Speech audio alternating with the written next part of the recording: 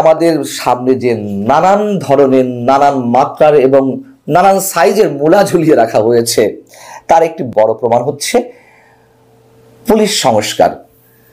সরকারের পক্ষ থেকেও যে হাক ডাক দেওয়া হচ্ছে পুলিশকে লাইনে আনার জন্য, পুলিশের ভেতরকার আমূল পরিবর্তনের জন্য, এমনকি পোশাক পরিবর্তনের কথা বলা হচ্ছে। পাশাপাশি অন্তর্বর্তী সরকার গঠিত যে পুলিশ সংস্কার কমিশন, তাদের পক্ষ থেকে যে সুপারিশগুলো তুলে ধরা হয়েছে, সেগুলো স্রেফ আমাদের সামনে লাল টকটকে মূলার মতোই মনে হচ্ছে।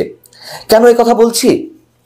আইন শৃঙ্খলা পরিস্থিতি রিস্টোর করা যায়নি, এবং সরকারের পক্ষ থেকে কি বলা হচ্ছে যে আওয়ামী লীগ সরকারের সময় যেই পুলিশ সদস্যদের নিয়োগ দেওয়া হয়েছিল, তারা এখনো পর্যন্ত প্রশাসনের মধ্যে ঘাপটি মেরে বসে আছে, এবং প্রশাসনের উচ্চ পর্যায়ের যে কর্মকর্তারা, সেগুলো তারাও আওয়ামী লীগের নিয়োগকৃত। অতএব তারা সরকারের বিরুদ্ধে ষড়যন্ত্র করতে নানান ধরনের উদ্যোগ পরিকল্পনা বাস্তবায়ন করার চেষ্টায়। আসলে এগুলো কতটা, এই যে আইন শৃঙ্খলা পরিস্থিতি রিস্টোর করা যাচ্ছে না, তার পেছনে তো একটি অন্যতম বিষয়, শারীরিক এবং মানসিকভাবে পুলিশ নানানভাবে আক্রমণের শিকার হচ্ছে। শুধু আক্রমণের শিকার নয়, পুলিশ যখন আসামি ধরতে যাচ্ছে তাকে নানানভাবে বেগ পেতে হচ্ছে।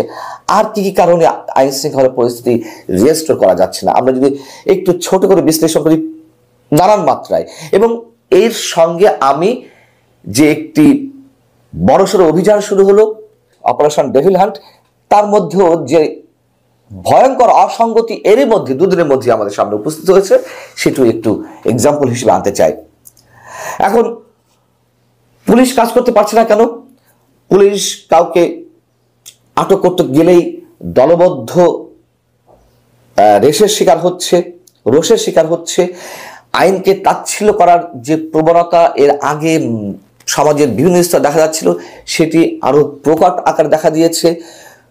পুলিশ কোনো ক্ষেত্রে আইনগতভাবে পদক্ষেপ নেবে কিনা, সে বিষয়ে পুলিশ এখনো আরো বেশি, আগের চেয়ে বেশি দ্বিধাদ্বন্দ্বে থাকে। আগের চেয়ে বেশি বলতে, রাজনৈতিক সরকারগুলো পুলিশকে ব্যবহার করতো, পুলিশ তার সততার জায়গা থেকে, তার পেশাদারিত্বের জায়গা থেকে যেভাবে বিভিন্ন ধরনের উদ্যোগ নিতে গিয়ে নানান ধরনের দ্বন্দ্বের মধ্যে থাকতো, ঠিক এখন তার চেয়ে আরো বেশি দ্বন্দ্বের মধ্যে থাকতে হচ্ছে পুলিশকে।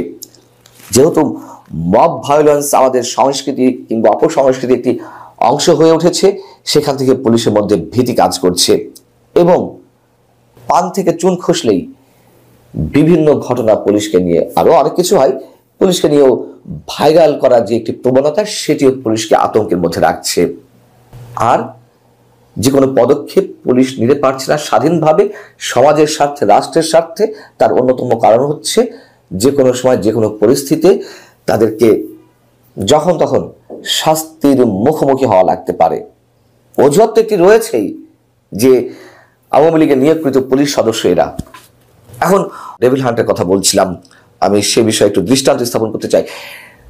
শুরু তো হলো সম্ভবত শুক্রবার রাত থেকে বা শনিবার থেকে।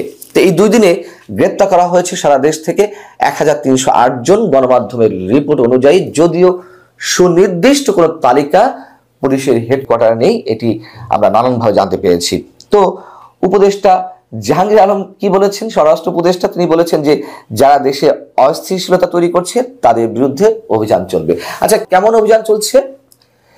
এই যে 1308 জনকে গ্রেফতার করা হলো, শুধুমাত্র গাজীপুর থেকে আটক করা হলো এর মধ্যে 83 জনকে। এবং গাজীপুরে আওয়ামী লীগের বাড়িঘর, অফিসে যারা হামলা করেছে তাদেরকে কি আটক করা হয়েছে? ছাত্রদের উপরে আওয়ামী লীগের নেতাকর্মীরা গুলি করেছে, হামলা করেছে, অনেকে হসপিটালে। সেক্ষেত্রে আমি ধরে নিলাম যে 83 জনকে আটক করা হয়েছে। এই জন্য এগুলোকে সুনির্দিষ্ট অভিযোগের ভিত্তিতে নাকি ঢালাও হবে? আচ্ছা, মামলাও হয়েছে 239 জনের নামে শুধুমাত্র গাজীপুর সদর থানায়, আর বাদ বাকি দেশের বিভিন্ন স্থান থেকে। কিন্তু এই যে টোটাল প্রায় 1308 জন বা 12 জন যাই হোক না কেন, তাদেরকে আটক করা হলো, আটক করা হয়েছে কি কাজে বা কি অজুহাতে? তারা বাংলাদেশের বিভিন্ন পর্যায়ে অস্থিতিশীলতা সৃষ্টির চেষ্টা করছে। এবং তারা কারা? অধিকাংশই আওয়ামী লীগের নেতাকর্মী। আমরা তো অনেক ধরনের অপারেশন দেখেছি, সেটি আওয়ামী লীগের আমলে হোক, বিএনপি আমলে হোক। এসব অপারেশনে কাদেরকে আটক করা হয়, বিরোধী রাজনৈতিক কণ্ঠ কতটা স্তব্ধ করার জন্য এগুলোকে ব্যবহার করা যায়, সেগুলো তো আমরা জানি। এখন বিষয় হচ্ছে যে পুলিশ সংস্কারের কথা বলছিলাম, আমি ডেভিল হান্টকে একটা এক্সাম্পল হিসেবে নিয়ে আসলাম যে কি সংস্কার সরকার আসলে করতে চায় কতটা আন্তরিকতার সঙ্গে। এখন কোথাও হামলা হচ্ছে, কোথাও বাধার মুখে পড়তে হচ্ছে পুলিশকে, কাউকে আটক করলে সুনির্দিষ্ট অভিযোগের ভিত্তিতে আটক করা হলে তাকে ছাড়িয়ে নিতে বা ছিনতাই করতে থানার উপরে আক্রমণ চালানো হচ্ছে, পুলিশের উপরে আক্রমণ চালানো হচ্ছে। এইসব কারণে কোথাও কোথাও অপরাধ ঘটলেও পুলিশ নীরব দর্শকের ভূমিকা পালন করছে। কয়েকটা এক্সাম্পল দেওয়া যেতে পারে এক্ষেত্রে, যেমন চাঁদাবাজি অভিযোগে 3 শিক্ষার্থীকে আটক করা হলো রাজধানীর উত্তর পশ্চিম থানায়। সেখানে কি হলো, বৈষম্য বিরোধী শিক্ষার্থীদের আটক করা হয়েছে এমনটা দাবি করে বৈষম্য বিরোধী ছাত্র আন্দোলনের নেতারা পুলিশের উপর হামলা করলো, আসামি ছিনিয়ে নিল, কোনো মামলা হলো না এবং একজন এসআইকে প্রত্যাহার করা হলো। 16 জানুয়ারি অটোরিকশার বিরুদ্ধে অভিযান চালানো হলো সিলেট বা কোথাও, আমি এলাকাটা এই মুহূর্তে ভুলে গেছি। চালকরা পুলিশের উপর হামলা চালালো এবং এই ধরনের ঘটনা দেশের আরো বিভিন্ন স্থানে এই ধরনের ঘটনা ঘটেছে। 30 ডিসেম্বর নরসিংদীতে ডাকাতি মামলার আসামিকে ছিনিয়ে নিতে মাধবদী থানায় হামলা এবং ভাঙচুর করা হয়েছে। ফেব্রুয়ারির 2 তারিখে গোপালগঞ্জে লিফলেট বিতরণের সময় যে হরতাল কর্মসূচি ডাক দেওয়া হয়েছিল আওয়ামী লীগের পক্ষ থেকে, সেই প্রচারণার অংশ হিসেবে লিফলেট বিতরণের সময় একজন ছাত্রলীগের নেতাকে আটক করা হয়। তো আওয়ামী লীগ এবং ছাত্রলীগের নেতাকর্মীরা পুলিশের সামনে গিয়ে তর্ক বিতর্ক করছিল, তাকে ছেড়ে দেওয়ার অনুরোধ করছিল। একসময় বাক বিতরণটা এক পর্যায়ে পুলিশের গাড়ি ভাঙচুর করা হয়। যদিও আওয়ামী লীগ বা ছাত্রলীগ যুবলীগের এই ঘটনাগুলো একেবারেই কম, যেগুলো আমরা এখন অধিকাংশ ক্ষেত্রে বৈষম্য বিরোধী ছাত্র আন্দোলনের পক্ষ থেকে দেখছি। আবার 27 ডিসেম্বর আপনার মনে আছে যে যৌথ বাহিনীর অভিযানে বৈষম্য বিরোধী ছাত্র আন্দোলনের কর্মী সাগর হত্যা মামলার আসামিকে আটক করা হয়েছিল। আবার 3রা জানুয়ারি রাজধানী ঢাকাতে নিউ মার্কেট থানার সামনে এক ভয়ঙ্কর ঘটনা ঘটল। রাজধানীর হাতিরপুলে একটি ব্যবসায়িক প্রতিষ্ঠানের মার্কেটের একজন নেতাকে গুলি করা হয়েছিল, হত্যা করা হয়েছিল। সুনির্দিষ্ট অভিযোগের ভিত্তিতে ছাত্র দলের নেতা মোহাম্মদ হুসাইন মিথুনকে আটক করা হলো, তাকে ছিনিয়ে নেওয়ার জন্য নিউ মার্কেট থানায় আক্রমণ চালানো হলো, ভয়ঙ্কর পরিস্থিতির সৃষ্টি হলো। এইসব জায়গা থেকে আরো অসংখ্য এরকম ঘটনা রয়েছে যেগুলো বলতে গেলে অনেক সময়ের প্রয়োজন।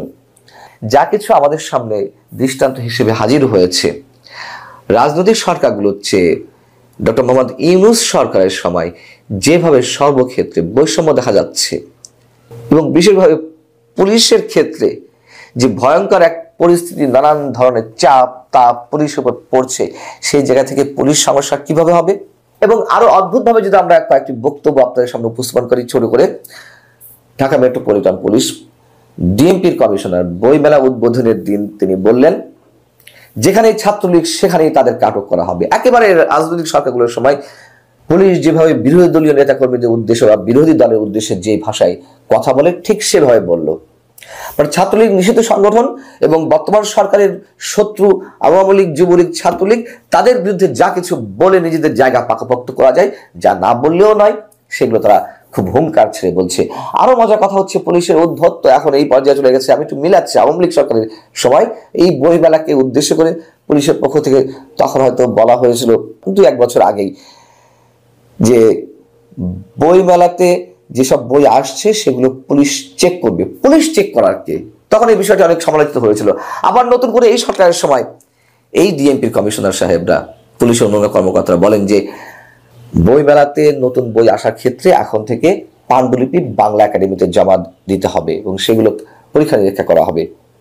বুঝুন অবস্থা, পুলিশ চেক করবে লেখক কি লিখছে, বাংলা একাডেমি চেক করবে কি লিখছে না লিখছে, লেখকের স্বাধীনতা কোথায় থাকে। যাই হোক, সেই বিতর্কে আর গিয়ে লাভ নেই।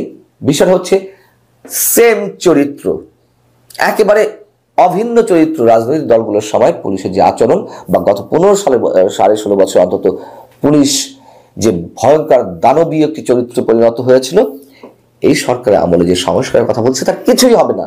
এগুলো স্রেফ আমাদের সামনে বড় বড় গলাবাজি করা হচ্ছে, রাষ্ট্রের টাকা খরচ করে সংস্কার কমিশন করার নামে এইসব নাটক আমাদের সামনে উপস্থাপন করা হচ্ছে। কিছুই হবে না। রাজনৈতিক দলগুলোকে দোষ দেওয়া হয় যে তারা এসে কিছু করবে না।